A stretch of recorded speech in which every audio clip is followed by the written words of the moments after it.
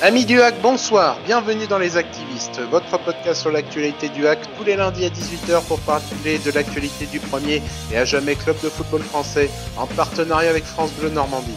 Pour nous accompagner ce soir, au contraire de certains, lui, en bon professionnel, ne sort pas du cadre. Romain est avec nous. Salut Romain. Salut, bonsoir à tous. Il voulait tenter une ouverture début février, mais comme dirait Paul Le Guen, ça va être compliqué. Florian est également parmi nous. Salut Florian. Salut à tous. Au sommaire de ce numéro des activistes ce soir, Paris, si la sortie, retour sur Hack TFC, vendange aux Chouchen, analyse de Hack Guingamp, activez-vous la rubrique des auditeurs internautes et enfin les brefs du hack dont vous avez l'habitude.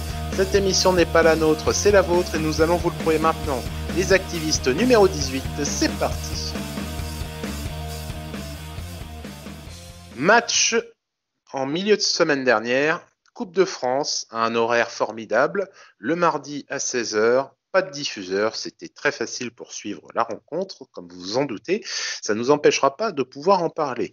Nous avons dû subir donc un petit roulement d'effectifs, mais qui était annoncé, la priorité a été mise sur le championnat, et l'effectif a été fortement remanié, de nombreux jeunes ont intégré l'équipe, également plusieurs professionnels en manque de temps de jeu ou en manque de confiance et qui doivent refaire l'épreuve auprès de Paul Le Guen, ce qui donnait une équipe très hybride face à une opposition qui était conséquence. Comme je vous l'ai annoncé et que vous avez pu vous en rendre compte, nous n'avons pas pu suivre le match dans de bonnes conditions, pas de retransmission télé, uniquement un live tweet et des apparitions sporadiques sur France Bleu Normandie avec un suivi du match qui a été plus haché et qui ne permettait pas de faire une analyse. Mais nous avons une personne qui a eu l'occasion de voir le match et qui a accepté de nous en parler.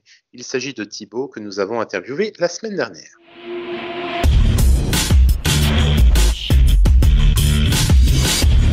Il fait partie des rares privilégiés en ce moment à pouvoir voir les matchs du hack et il a accepté de prendre un moment pour nous donner son ressenti sur la rencontre face au Paris FC.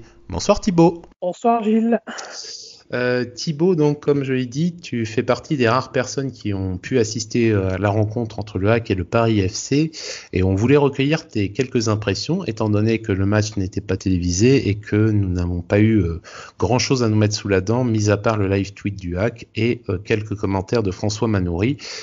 Quel a été ton ressenti général sur la rencontre entre le hack et le Paris FC mardi dernier ? Je dirais un copier-coller du match d'Amiens, dans le contenu, dans l'envie, dans l'engagement, exactement la même chose. La petite différence qu'on a pris un but en début de match qui a complètement plombé projet d'attaque ou tout projet d'équipe. Pas grand-chose de savoureux, malgré la présence de nombreux jeunes qui n'ont pas... Bon, certains sont sortis un petit peu du lot, d'autres un peu moins. Dans l'idée, comme je disais, ça ressemblait énormément à ce qu'on a vu à Amiens. Un groupe assez compact, mais très très peu d'animation offensive au final. On se posait la question justement par rapport à ces jeunes-là.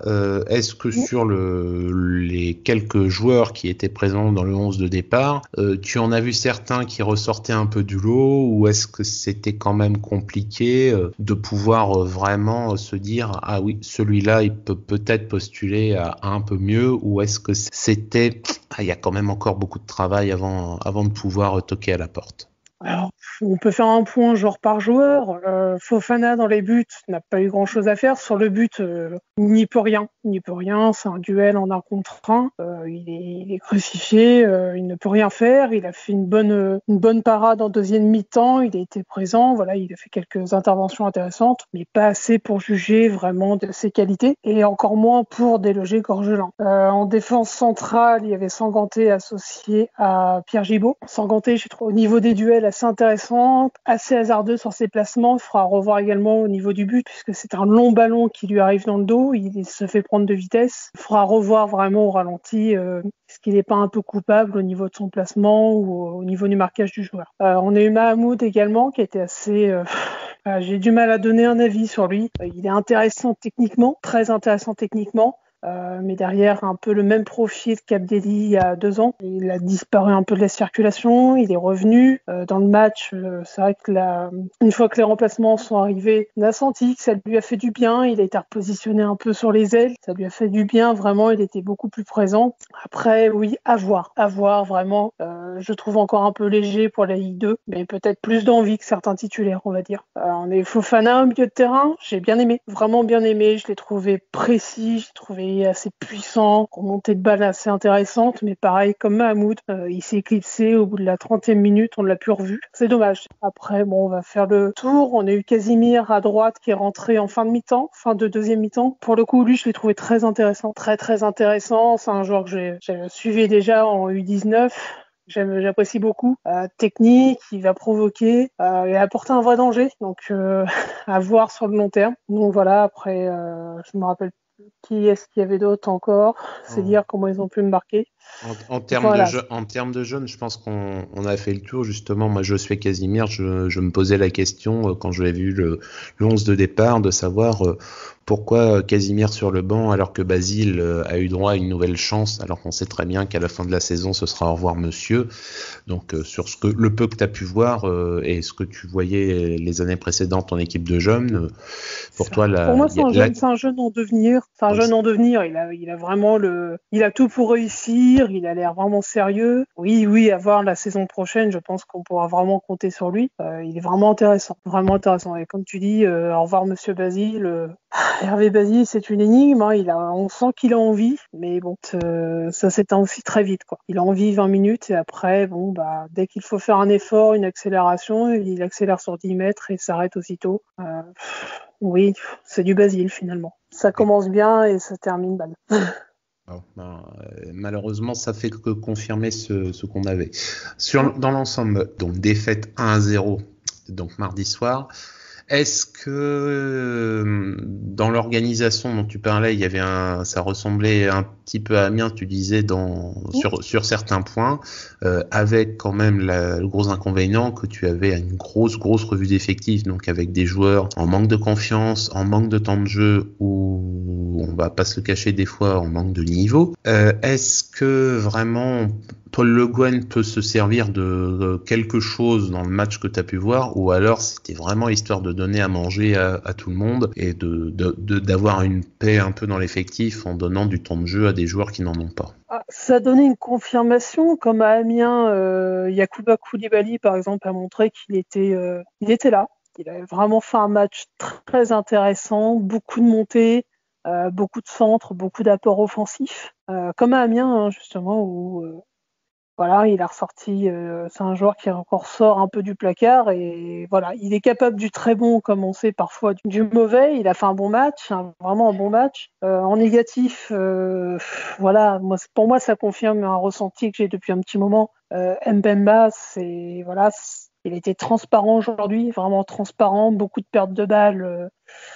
Dans la partie défensive, oui, il faudra s'y appuyer. Hein. Pour moi, c'est un joueur qui est clairement aujourd'hui entre Leka, les Basques, c'est vraiment le troisième choix. Après des éléments à ressortir, oui, il y en a eu. La rentrée d'Abdelli a été très bonne. Ça confirme. Hein. Lui, il a vraiment confirmé qu'il avait une stature dans l'équipe. Vraiment, il a fait une rentrée de patron. Vraiment, ce qu'on pourrait voir d'un Alex Bonnet habituellement.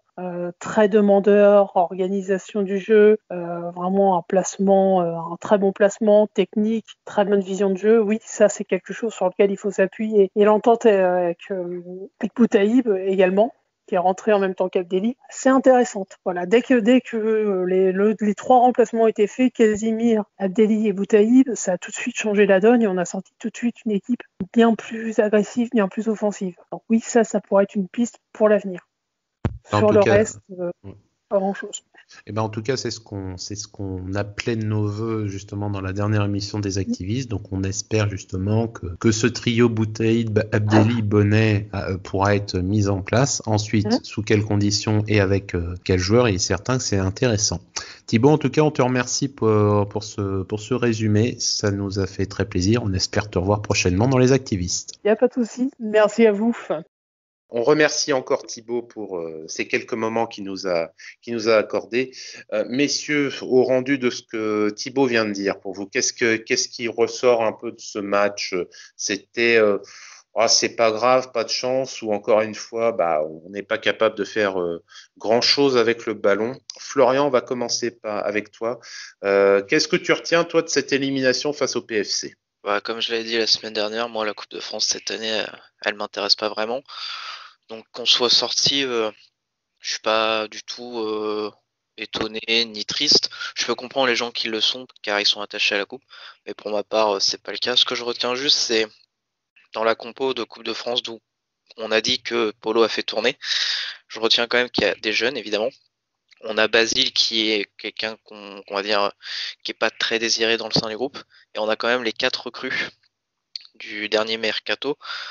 Surtout, à part Gibaud qui est un titulaire, on va dire presque indiscutable, les 3 autres recrues, on les considère vraiment dans la rotation, sachant qu'on nous a dit en début de saison que s'il y a des recrues, c'est surtout pour être titulaire. Là, on voit bien que des recrues ont du mal. Cornet a du mal. Bemba, c'est un coup titulaire, un coup ça l'est pas. Et Alioui, il est en train de petit à petit perdre sa place avec l'entrée de Boutaïb dans le 11 et Thiaré qui est indéboulonnable devant. Et on rajoutera aussi la résurrection d'Alex Bonnet à un poste auquel il peut jouer qui effectivement complique encore plus sa situation.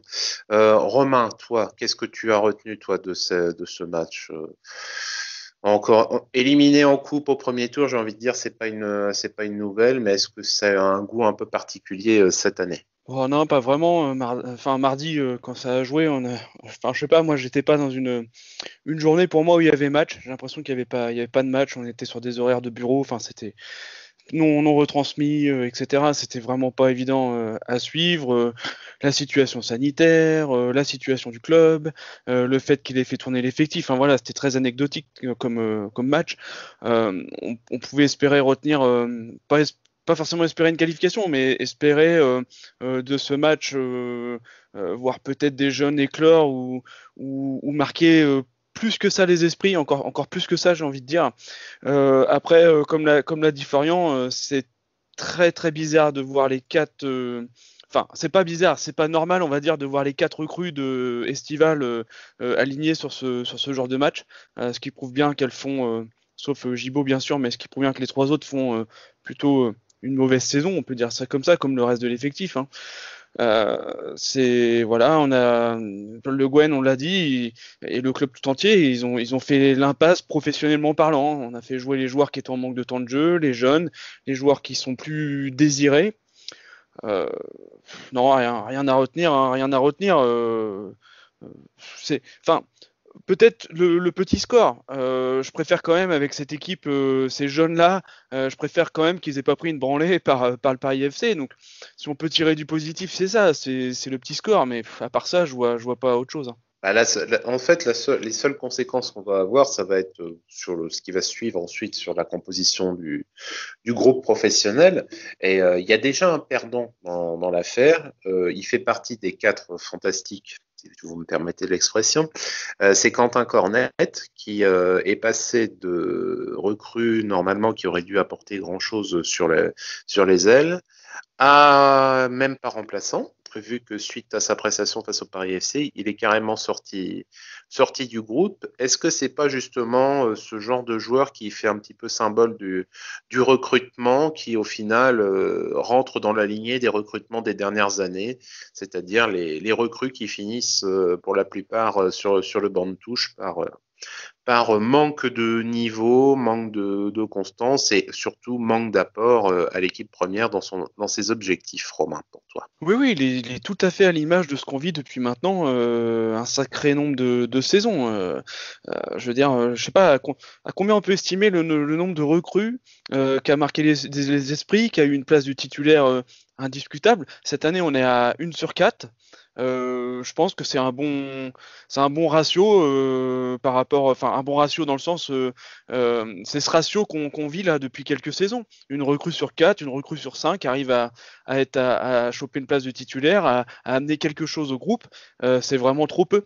Florian, pour toi, tu as quelque chose à rajouter sur sur le symbole que représente Cornet, c'est pas pour lui tomber dessus spécifiquement, mais il est symbolique de tant de choses qui se sont arrivées ces dernières saisons. Bah là, moi, j'attends qu'une chose, c'est le PowerPoint, les recrues de notre cher président. Parce que celui de l'année dernière, il nous avait mis, je crois, le point vert. Parce qu'il y avait Ersoy, Meraz et Ben Mohamed. Donc il y avait que Ben Mohamed qui était un peu en dilettance, mais les deux autres étaient titus. Là, cette année, sur les 4 recrues, certes, qui n'ont pas payé d'indemnité de transfert, il y en a qu'une qui s'impose sans non plus briller. Moi, j'ai qu'une hâte, c'est de voir le PowerPoint et son explication sur ce sujet. On verra ça. Rendez-vous donc en fin de saison pour assister au débrief du président. Je pense qu'on en a terminé sur ce que nous avions à dire. Nous n'avons malheureusement pas pu parler beaucoup du match pour les raisons que vous connaissez. Maintenant, attaquons celui que nous avons pu voir. C'est parti avec les Vendanges Ouchen et l'analyse de Hack Guingamp.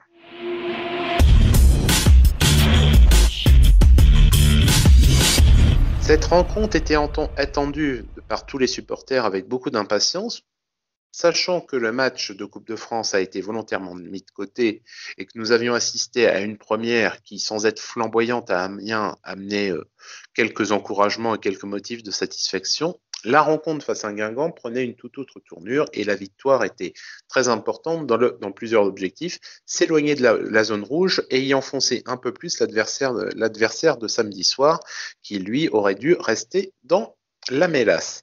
Au niveau du groupe et de la compo, il y a quelques informations qui ont été ressorties. Yacouba Coulibaly confirme son retour en grâce. C'est une résurrection totalement inattendue, mais qui fonctionne. Tant mieux pour lui.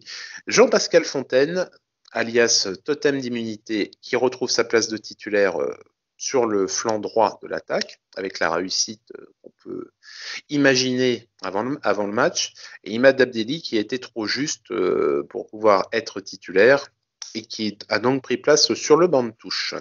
Messieurs, pour vous, quand vous avez vu la composition du 11 de départ de Paul Le Guen, moi j'ai une question que j'aimerais vous poser, c'est est-ce que vous avez vu l'animation se dessiner d'elle-même en voyant le 11 de départ, ou est-ce que vous avez dû attendre quelques minutes pour voir un petit peu comment ça se déroulait? Florian, on va commencer avec toi. Quand j'ai vu la compo, j'ai partagé mon avis sur Twitter. À un détail près, comme certains, c'était la compo idéale. On aurait aimé un bonnet un peu plus bas à la place de Fontaine et Abdelli en 10, mais comme on le sait, Abdelli était un peu trop juste. Donc moi, dans l'ensemble, je suis pas déçu de la compo. Après, l'animation, on se doute bien que, vu les performances de Basque sur le côté, c'était pas terrible, et que Fontaine sur un côté, c'est pas non plus terrible. C'était un 4-4-2 en losange, mais resserré dans l'axe. Donc moi, l'animation, elle me plaisait bien. C'était à peu près l'animation qu'on a vue à Amiens à quelques détails près. Donc non, plutôt satisfait. Surtout qu'il garde des bases solides derrière. Donc Ersoy est toujours sur le banc. Alors comme je l'avais dit au dernier match, l'animation défensive, est-ce qu'elle allait tenir le coup, ou est-ce que comme à chaque fois on se dit elle a bien tenu à ce match-là et au match d'après elle se fait défoncer. Donc j'avais un peu des réserves sur ce côté-là, mais sinon pour tout ce qui est milieu de terrain et attaque, on pouvait pas rêver mieux, à part peut-être Abdelli, mais trop juste. Très bien. Romain, pour toi, au niveau de l'entame de match de Havre, est-ce que ça t'a conforté? Tu t'es dit, ouais, il y a peut-être quelque chose à faire parce qu'en face, Guingamp, c'est compliqué, ou est-ce que tu t'es dit, ça va peut-être coincer un petit peu plus que ce que je pensais? On a volonté de jouer en losange avec des joueurs sur les côtés qui sont pas forcément à leur place. Après, comme l'a dit Florian, si c'est un losange qui est un peu plus resserré vers le milieu, ça peut expliquer la titularisation de Coulibaly, puisque c'est quand même un arrière qui aime monter, mais Rache aussi. Donc du coup, finalement, on a trouvé cet équilibre quand même dans cette animation, même si, encore une fois, je le répète, Basque et Fontaine, je les aime pas forcément à ces postes-là. J'imagine que quand Imad va revenir, j'aimerais moi voir Bonnet encore une fois glisser retrouver son côté gauche pour faire le relais avec Merache. Et puis je voudrais quand même que Basque reste sur le terrain parce que c'est un joueur que j'apprécie. Donc j'aimerais que Basque bascule à droite à la place de Fontaine. Voilà, ça serait juste parfait si Imad pouvait être à la pointe de ce losange, puisque c'est la volonté actuelle de jouer en losange, avec un Bonnet à gauche, un Basque à droite. Voilà, non, j'ai trouvé un bon équilibre dans l'équipe. faut le dire quand même que il y a plus ce trou qu'on avait entre la défense et le seul attaquant avant il y a quelques semaines de ça. Non, franchement, ouais, j'ai trouvé vraiment un bon équilibre. J'ai trouvé qu'on a fait une bonne entame de match. C'est pas non plus la folie, mais on est sérieux et ça circule bien. Tu évoquais justement le trou qu'on avait subi, mais tout simplement parce qu'il n'y avait qu'un seul attaquant en place. Là, on voit Paul Le Guen retrouve son système avec 2 vrais attaquants. On voit que Boutaïb amène ce qu'il doit amener. Il y a un sujet malheureusement qu'il va falloir amener. Parce qu'il est certain que même si on attendait de nos voeux qu'il marque et que c'est arrivé, il aura quand même fallu attendre 18 matchs pour que ça arrive. Un ami me disait récemment, justement, vous vous rendez compte, la disette de Thierry avant ce match-là, vous prenez Benzema en équipe de France et vous faites x2. Et vous avez à peu près ce qui lui est arrivé, ce qui donne une idée du vide qu'il y a eu au niveau des buts marqués en attaque. Donc Thierry obtient son penalty, il le transforme, mais par contre, à côté de ça, il y a encore beaucoup trop de vendanges qui ont été faites par l'attaquant qu'on apprécie bien ici, mais dans lequel depuis quelques semaines, même à cette antenne, on dit clairement qu'il commence à y avoir un sujet. Trop de vendanges et il se retrouve maintenant dans une position qui normalement doit lui être préférentielle. Est-ce que va se poser maintenant la question du maintien peut-être de Jamal Thierry dans l'équipe? Alors c'est paradoxal parce qu'on joue en 4-4-2 et c'est comme ça qu'on veut, mais si on n'a pas les buts qui sont concrétisés par les occasions qu'on réussit à obtenir, est-ce qu'on va pouvoir tenir longtemps avec un attaquant qui au final tire avec un fusil à blanc? Romain, j'aimerais avoir ton opinion à ce sujet. Ouais, déjà, en tout cas, ouais, à noter que Boutaïb, il fait le boulot. Moi, je l'ai vu redescendre, chercher le ballon plein de fois. Je l'ai vu sur des phases défensives aussi essayer d'aller chipper le ballon dans les pieds des Guingampais. J'ai vraiment bien aimé son attitude. À noter aussi que Bonnet fait vraiment le taf. Hein, il a distribué, et là, samedi soir, pardon, il a vraiment distribué des beaux ballons. Par contre, une petite phrase qui change tout. À chaque fois qu'il a distribué un beau ballon, c'est arrivé pour Thierry et pas pour Boutaïb. Alors, c'est le fait du jeu qui fait ça. C'est Thierry à ce moment-là qui était disponible, qui était à la bonne place, etc. Donc Bonnet lui fait la bonne passe, etc. Par contre, bon bah voilà, hein, ça fait 4 occasions de manquer pour un penalty qu'il a été cherché. Voilà, pour l'instant, Thierry, depuis qu'il est au hack, je suis désolé, hein, c'est un peu dur ce que je veux dire, mais voilà, il va chercher beaucoup de penalty et pas grand chose d'autre. Donc ça commence à être compliqué pour lui, surtout sur ce match. Enfin là, ça se voit. Ça se voit carrément, quoi. Là, c'est pas une seule petite action ou avec un super bon gardien en face ou une équipe qui est en pleine confiance. Non, c'était pas le cas. Quand on voit la bourde qu'ils font entre le défenseur et le gardien Guingampé et le but qui est vide et notre Thierry qui la met à côté. Alors, certains diront, vas-y, toi, sur le terrain, va la mettre. Je répondrai à ces gens-là que moi, je suis pas joueur professionnel. Donc, Thierry, il est censé cadrer là-dessus. Il est censé cadrer, même s'il est un peu légèrement excentré, il est censé la mettre au fond. Ça commence à être long, ça commence à être très compliqué pour lui. J'ai indiqué hier que pour moi, le loupé de Thierry hier, justement dans la cage vide, c'est 9 sur 10 sur l'échelle de Jonathan Gégère. Donc si vous vous rappelez, quand Jonathan Gégère, lui, c'était face au Mans, il est cage vide, au point de pénalty, il trouve le moyen de la mettre à côté. Donc c'est à peu près pour moi, c'est 9 sur 10 sur l'échelle de Gégère. Et à ceux qui disent justement, est-ce que tu l'aurais mis? Je dis, mais c'est non, je l'aurais peut-être pas mis, mais la seule différence, c'est que moi, je ne suis pas payé pour, je suis pas footballeur professionnel et je suis pas payé pour ça et que, à la rigueur, et il est attaquant. Il est attaquant, c'est pas l'arrière latéral qui monte jamais et qui par un concours de circonstances se retrouve dans une situation où il fait. Normalement, il est attaquant. Ou un Fernand Mayembo qui nous fait un retourné acrobatique. Voilà. C'est la Kurzawa Touch, ça. Qu'est-ce que vous voulez, les gars? C'est comme ça. C'était spectacle. Mais blague à part, on lui demandait pas de la mettre ras de poteau ou en pleine lucarne dans la cage vide. Hein. Il fallait juste qu'il vise le milieu du terrain, le milieu du but mi-hauteur en bas. C'est tout ce qu'on lui demandait. Il n'y a pas besoin, même si le ballon il allait lentement, c'était pas un souci. Et le problème, c'est que il y en a eu 3 ou 4. Il y en a eu 3 ou 4 samedi soir qui auraient dû finir au fond, peut-être pas toutes, mais une de plus. Et là, là, on était à 2-0, on finissait tranquillement le match. Guingamp finissait la tête sous l'eau complètement et était définitivement largué et restait dans le truc. C'est comme au tennis, hein. T'as beau mener un échange, si à un moment tu finis pas ta balle, à un moment t'es pas à l'abri de faire une bêtise et que l'autre en face il te punisse. Et c'est le problème du hack, c'est qu'on punit pas. Florian, toi, est-ce que tu considères qu'il y a un sujet maintenant avec Jamal Thiaré? Ah bah moi ça fait déjà 2-3 semaines que j'en parle ici, que je considère Jamal pas vraiment comme un neuf, mais plus comme un appui de neuf. Pour revenir sur hier soir, moi je vois 3 occasions. Une en première mi-temps sur un corner, ça passe vraiment pas loin, mais on va pas se mentir, celle-là elle est compliquée à mettre. Mais s'il la cadre, le gardien il a aucune chance de la choper. Le but vide, bon, le fameux but vide pour tous ceux qui, je vais accentuer ce que vous dites, pour tous ceux qui disent ouais mais fais-le et mets-la toi. Je fais ouais mais prenez un livreur, vous commandez quelque chose sur internet et le livreur il livre chez le voisin. Vous allez pas dire ah bah c'est vrai que c'est un livreur, j'aurais pu me tromper moi aussi. Non non, c'est son job. Là lui c'est son job, il est attaquant, il doit marquer des buts. Je vais pas dire que c'est un scandale, mais comme on l'a dit, c'est pas l'arrière gauche, c'est même pas un petit jeune. Parce qu'on peut se dire, bon, un petit jeune sous la pression, tout ça, mais non, là, c'est Thiaré. Alors certes, il en manque de confiance, mais juste avant, il marque le péno. Ben c'est ça que je voulais dire justement, c'est que si cette action-là, il l'a avant de marquer, Voilà. On peut se dire, il l'a vraiment jusqu'au bout, la Skoumoun.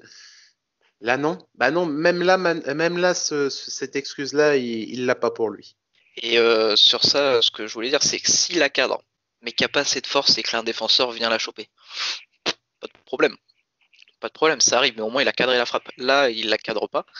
Et alors que c'est un but vide. Et enfin, moi, la dernière action, c'est une magnifique passe de Bonnet pour Thierry qui arrive avec son physique à pousser le défenseur. Il met une sorte d'extérieur du pied qui passe à côté. Alors, je dis pas qu'il doit la mettre, mais cadré. Moi, en fait, ce qu'on retient du match de Thierry, c'est qu'il aura eu 4 grosses tentatives, un péno qu'il a cadré. Et heureusement qu'il a cadré, hein, parce que sinon, je vous explique pas la soirée qui serait passée. Et 3 tirs non cadrés. C'est même pas de marquer, c'est 3 tirs, 3 énormes occasions non cadrées. Qui ne marque pas, il n'y a pas de souci, mais cadré quoi. C'est ça moi qui m'embête le plus parce qu'un attaquant qui marque pas, tu peux tomber sur un gardien qui fait le match de sa vie ou tout ça, mais c'est un attaquant, faut cadrer. Voilà, c'est tout. Parce qu'en plus, hier, le samedi soir, le gardien Guingamp, il fait le match de sa vie, mais dans l'autre sens. Hein, parce que qu'est-ce qu'il était mauvais. Comme tu dis, c'est pas le rock, celui qui t'impose de faire des tirs de malade. Non, non, le gardien de Guingamp samedi soir, il était on ne peut plus prenable et fébrile. Ça explique d'autant moins certaines choses. Et malheureusement, ce qui est arrivé en fin de match est la conséquence de ce qu'on explique, du fait de jamais se mettre à l'abri, de pas être capable de marquer ce putain de deuxième but au Stade Océane, on n'a pas été capable de le faire depuis le début de la saison, de mémoire. On ne l'a pas fait. Hein. Non, et pour ajouter à ça aussi, alors certes Jamal a raté ses occasions, mais 20 dernières minutes où, comme par hasard, on se replie derrière. On va dire qu'un Gorgelin que je défends, qui est pour moi un des meilleurs hackmen depuis 2 saisons, il n'a pas été très serein sur certaines sorties. Il a été fébrile. Il a même failli se faire prendre un but à la régulière en loupant justement sa sortie sur l'action de Pierrot. Il aurait pu la tête part en tribune, elle aurait pu finir dans le but, ça aurait été pareil et il n'y aurait rien eu à dire. Mais ouais, non, c'est surtout ça, quoi. Donc, certes, Jamal a raté les occasions, mais on le sait, on nous connaît, il faut être plus solide derrière, plus ressortir. Là, les 20 dernières minutes, oh là là, c'est terrible. Hein. C'est tous derrière, c'est la Bérésina, on va jamais y arriver. En fait, alors le paradoxe c'est très grand ce que je veux dire, mais j'ai l'impression de voir presque à chaque match le retour du Barcelone-Paris, où on mène, on va passer, et on se met tous derrière et c'est la panique. Là, c'est un peu dur quoi. Chaque match. À chaque match, on connaît presque le scénario, quoi. Est-ce qu'il n'y a pas une petite erreur de Paul Le Guen sur les 20 dernières minutes? Parce qu'il y a Guingamp qui nous sort quand même 5 joueurs de son banc. On connaît l'armada qu'ils ont, hein. Ils ont un effectif bien plus étoffé que le nôtre. Mais qu'est-ce qu'a fait Paul Le Guen là? Moi, j'aurais voulu avoir votre avis aussi, les gars, sur qu'est-ce qu'il a fait à sortir, à faire rentrer plutôt Imad très très tard dans le match. Alors, on savait qu'il était un peu juste pour débuter le match, mais moi, j'ai pas compris là sur ce match-là. Il fallait peut-être répondre un peu avec de la fraîcheur par rapport à la fraîcheur qui a été injectée par les Guingampais. Hein. Bah, Imad, de toute façon, et je vais en dire, son entrée, elle est anecdotique, vu que c'est une entrée qui intègre le but de Ronny Rodelin. Donc, il avait juste pas envie de le faire rentrer. Il avait envie de garder les 11 mêmes gars sur le terrain. Ça peut se comprendre. Mais à condition que tu sois dans une sérénité et une maîtrise de ton match qui soit suffisante et que tu estimes suffisant. De dire, faut pas, au contraire, là, faut pas que je touche parce que ça tourne bien et il y a pas de souci. À partir du moment qu'ensuite tu commences à effectivement avoir quelques doutes et quelques soucis, effectivement, tu peux te dire ouais, là peut-être qu'il y a un souci, peut-être qu'il faut peut-être faire autrement. Et là peut-être que je sais pas, peut-être que justement, peut-être que si tu avais sorti là, mais ensuite c'est pareil, on aurait pu lui reprocher si supposons qu'il sorte Thiaré. Supposons qu'il sortirait à la 75e à peu près et qu'il fasse rentrer Nola Mbemba. On aurait peut-être été les premiers ici à dire ah oui, mais vous voyez, tous derrière on bétonne et puis ensuite on va subir et peut-être qu'on va prendre le but.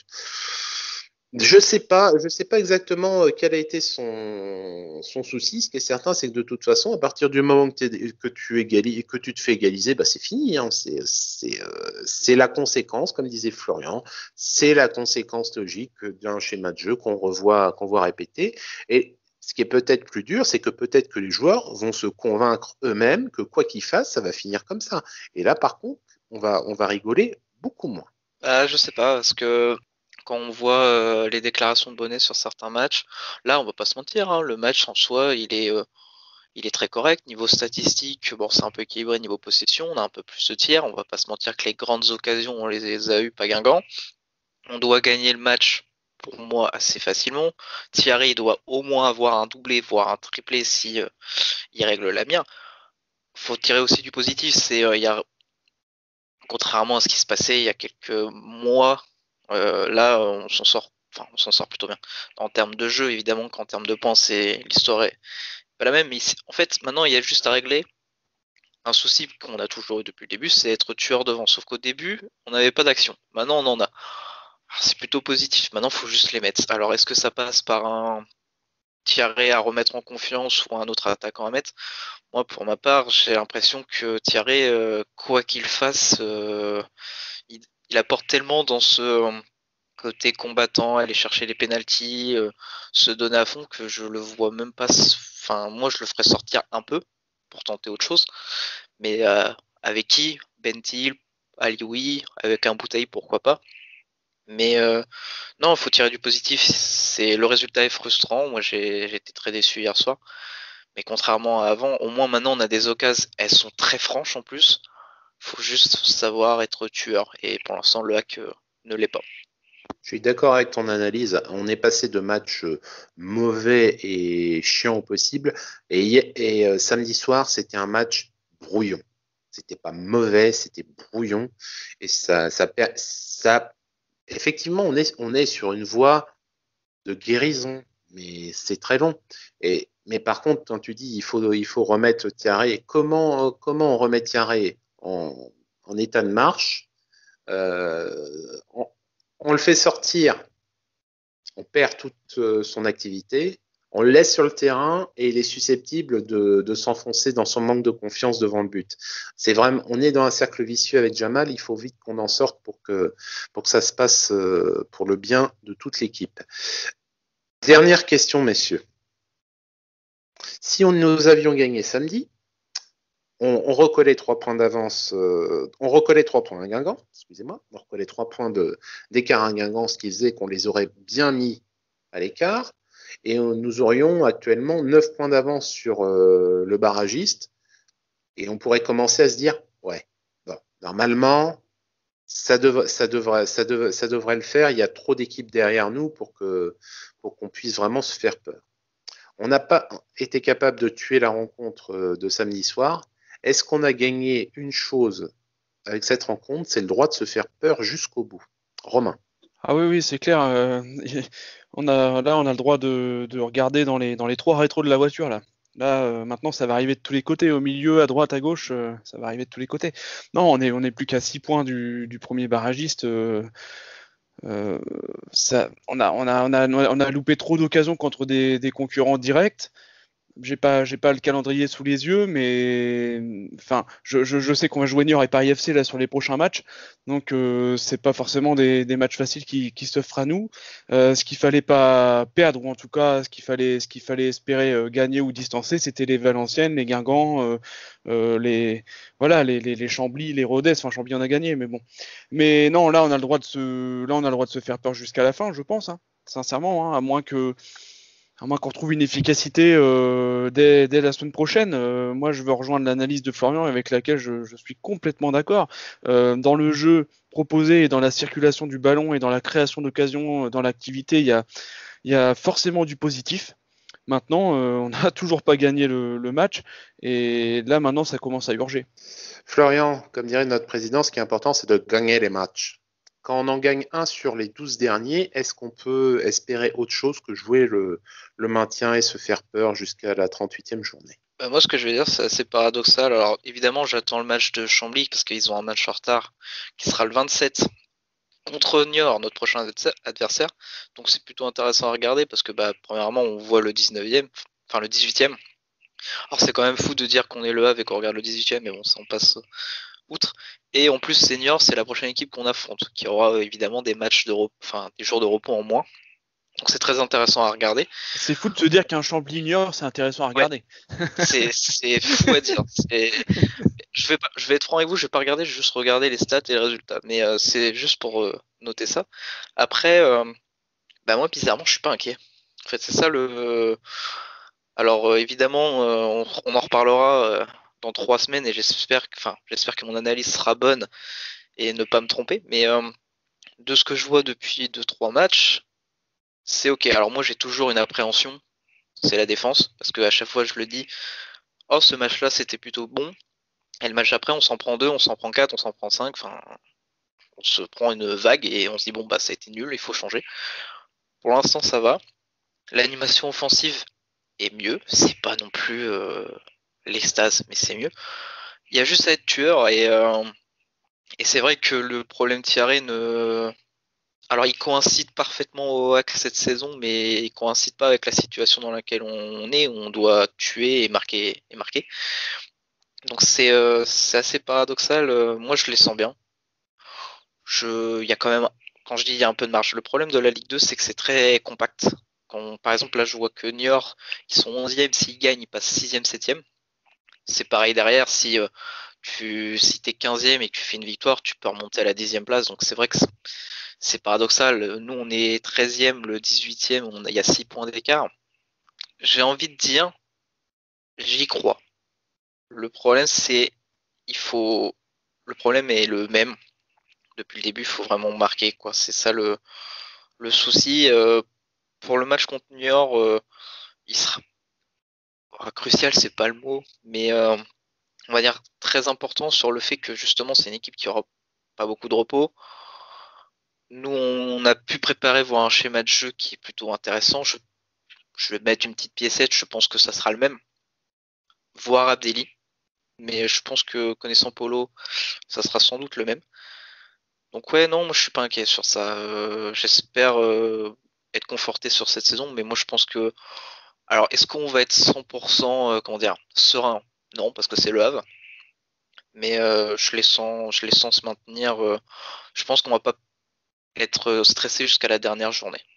En tout cas, voilà nos analyses, messieurs. Maintenant, la parole est à vous, chers auditeurs. Activez-vous, c'est parti.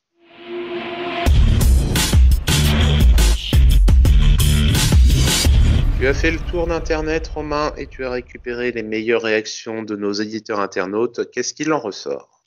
Vous imaginez bien qu'après le match de Guingamp, il y a eu beaucoup de frustration et puis beaucoup de réactions à chaud qu'on va partager avec tout le monde.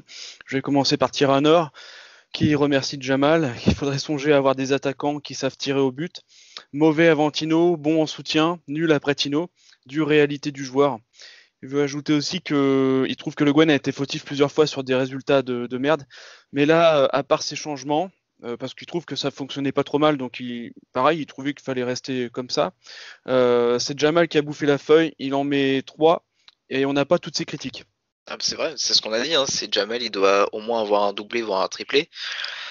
C'est des énormes occasions et s'il les met, c'est bête, mais l'émission est totalement différente, hein. On aurait dit bon, c'était un hack tranchant, magnifique organisation offensive, tout retrouver, une solidité défensive et un très bon résultat qui nous met loin de la zone dangereuse. Et en plus, ça t'aurait permis en plus de valoriser la bonne prestation que tu avais fait à Amiens et les débuts de Boutaï, mais on s'est dit, ah ouais, là c'est bon, et on aurait pu dire, ah ouais, là c'est bon, là maintenant ça y est, la saison peut vraiment commencer. C'est sûr que ça aurait, on serait pas en train de jeter des paillettes et à sortir les danseuses au carnaval, mais au moins on pourrait se dire, ouais, là on va se mettre bien jusqu'à la fin de saison comme ça. Ensuite, j'ai enchaîné avec LGS Hack qui écrit des regrets en majuscule. On se crée des occasions gâchées par Tiaré. Il note le beau geste de Mayembo, on l'a rappelé tout à l'heure, le beau retourné acrobatique dans la surface. Et malheureusement, on recule dans les 15 dernières minutes et Paul Le Guen ne réagit pas en faisant des changements. On en a discuté, ça se discute, des changements, pas de changements. Je trouvais aussi que le bloc était bien installé. Ouais, ça se discute. Une réaction un peu plus vive et un peu plus à chaud, je pense. Il faut virer Le Guen et tout de suite. Qu'en pensez-vous?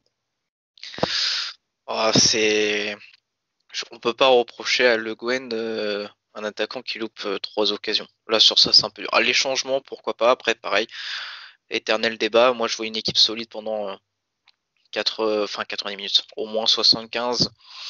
Où, franchement, on dominait Guingamp. Ça se discute. Après, soit tu bétonnes et si on se prend un but, on dira Le Guen est fautif. Soit on met un autre attaquant pour essayer de mettre un deuxième but et on s'en prend en compte, on dira Le Guen, c'est de sa faute. Sur ce match-là, non, pas de la faute de Polo.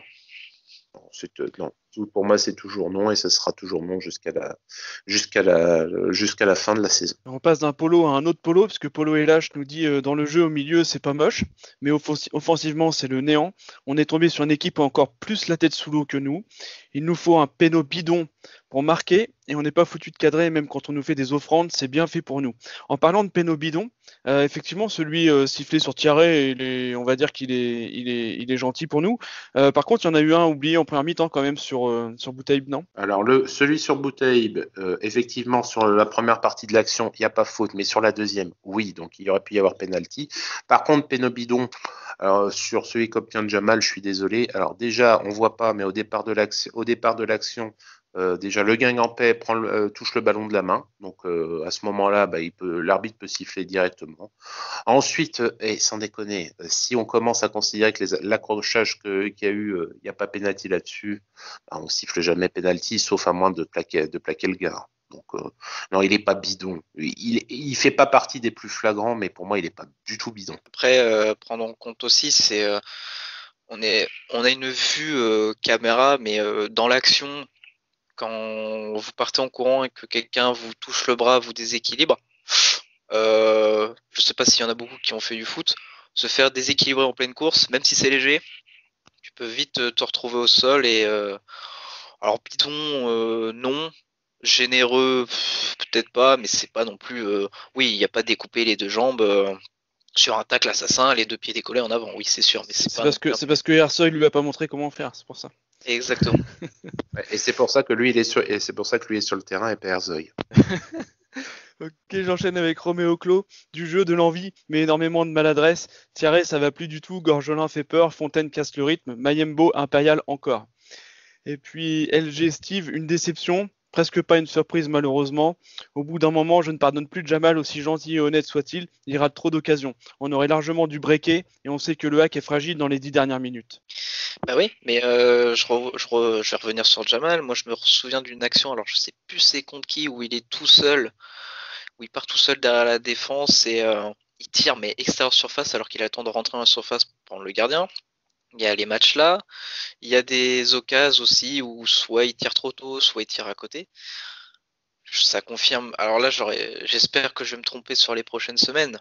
J'aimerais vraiment me tromper. Mais c'est vrai que pour moi, la question se pose avec des si on refait le monde, quand on dit mais si c'était Boutaïb à la place de Jamal sur les actions, est-ce que ça sera rentré? Peut-être que oui, peut-être que non. Mais bah là, c'est tombé sur Jamal à chaque fois. S'il y avait une action, c'était Jamal, une action, c'était Boutaïb, et que les deux vendangeaient, on ferait bon. C'est le Havre qui est pas terrible. Là, malheureusement, c'est tout le temps de Jamal, et du coup, bah, je m'en suis douté quand j'ai vu le score final et que les loupés de Jamal, je savais qu'il allait prendre cher sur les réseaux.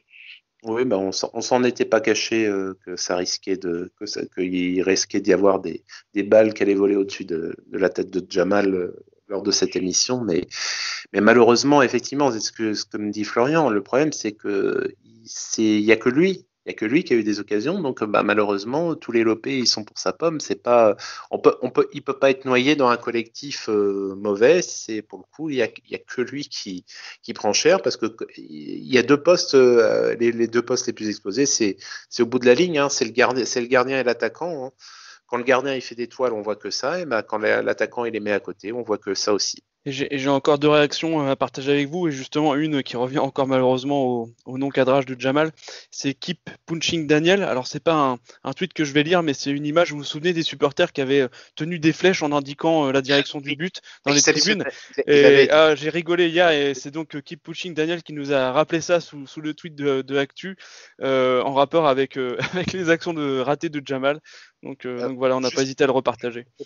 Juste pour compléter cette image, c'est pas une image fixe, c'est qu'en fait, les supporters étaient derrière le but, et à mesure que le ballon se déplaçait à gauche, à droite, les supporters se déplaçaient aussi avec leurs flèches signalant le but. Donc forcément, ça rajoutait encore plus à cet effet. Mais bah oui, on en est presque là. Hein. C'est presque limite. C'est ici qu'il faut tirer, quoi. C'est dur. Oui, ça conforte le fait que c'est pas des frappes cadrées, ça serait des frappes cadrées, on aurait une lecture différente. Là, à chaque fois, c'est pas cadré, c'est justement pour ça que l'image est d'autant plus drôle. Et comme j'aime le faire, je vais finir par l'analyse de François Manoury. Quelle frustration, le Hack aurait dû plier le match. Pendant 85 minutes, Guingamp n'a rien montré. J'ai bien aimé la deuxième mi-temps, hormis la fin du match. On a clairement laissé filer 2 points, je pense qu'il n'y a pas grand-chose à dire de plus. C'est un bon résumé concis et sans être trop méchant. En tout cas, merci chers amis auditeurs pour vos réactions. Il est temps maintenant de passer à une petite brève du Hack dont vous avez l'habitude. C'est parti.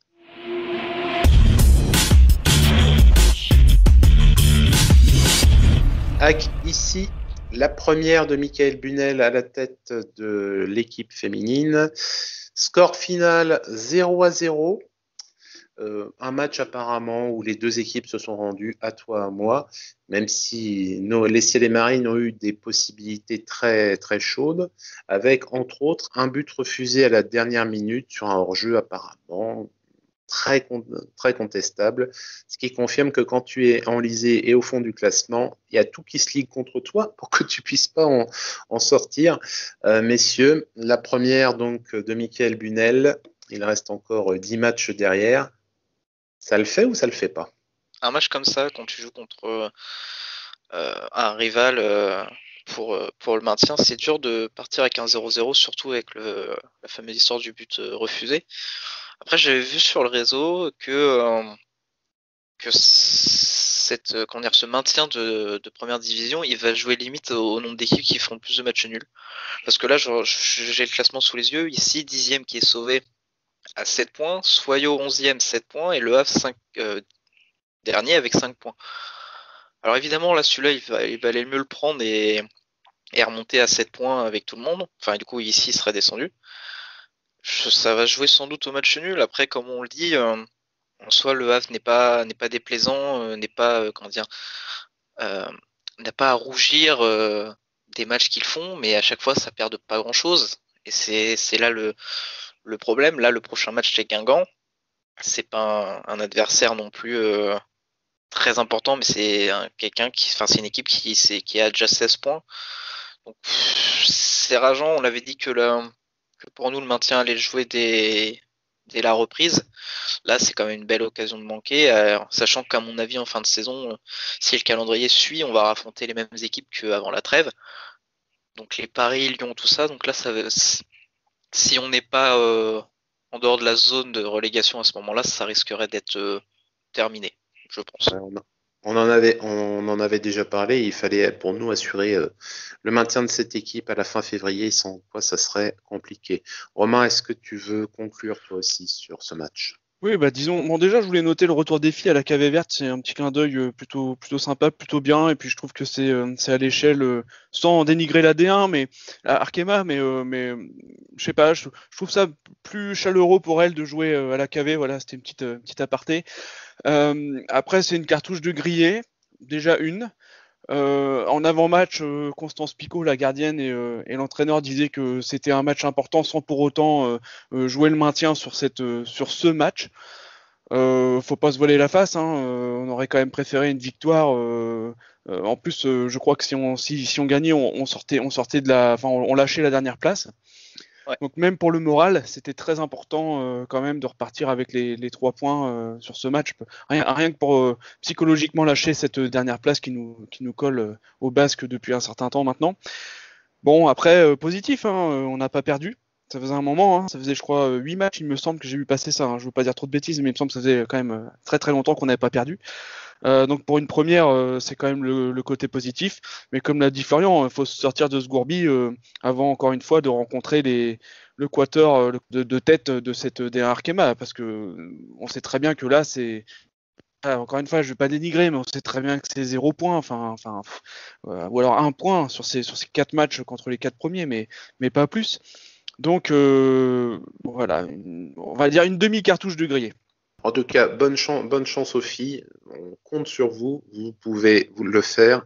Et c'est avec intérêt qu'on va vous suivre pour la fin de saison. Et c'est fini pour ce soir. Nous vous remercions de nous avoir suivis. Pour ne pas manquer nos prochaines émissions, abonnez-vous à notre chaîne YouTube, laissez-nous un pouce bleu, un commentaire et mettez la cloche afin d'être prévenu dès la sortie. Nous sommes également disponibles sur toutes les plateformes de podcast. Rejoignez-nous sur Twitter, @actu_fr, avec le hashtag activiste au pluriel, ainsi que sur notre site actu.fr pour recevoir nos alertes articles et participer au concours de pronostics. Vous pourrez nous retrouver sur l'antenne de notre partenaire France Bleu Normandie chaque jour de match. Retrouvez également 100% C'est les Marines du lundi au vendredi entre 18h et 18h30 avec Greg Godefroy, François Manoury et Sylvain Geffroy. Nous souhaitons une bonne soirée, à bientôt pour le prochain numéro des Activistes et en attendant, allez le hack et allez le hack. Merci.